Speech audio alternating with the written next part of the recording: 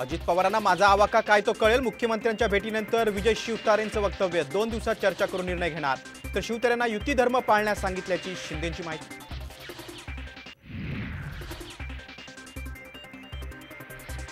शरद पवारांना या वयात एकटं सोडणं चुकीचं. अजितदादांचे सख्खे भाऊ श्रीनिवास पवारांची भूमिका.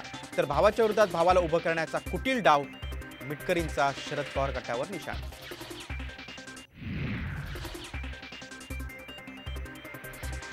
राज ठाकरे आणि आमची विचारधारा एकच. फडणवीसांनंतर शिंदेंचंही मनसेबाबत सूचक विधान.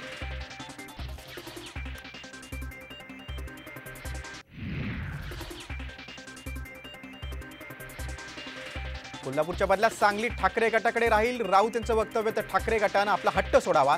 सांगली मतदारसंघ काँग्रेसकडेच राहील. आमदार विश्वजित कदमांची भूमिका.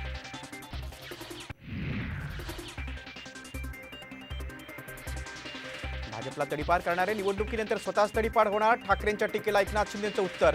मोदी द्वेष हाच ठाकरेंचा अजेंडा असल्याचा हल्लाबोल.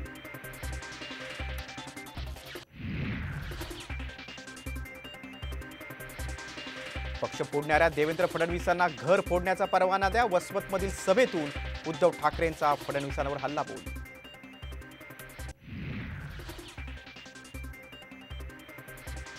मराठा आंदोलकांवरील गंभीर गुन्ह्यांसंदर्भात सकारात्मक मार्ग काढू. मुख्यमंत्री एकनाथ शिंदेंचं आश्वासन.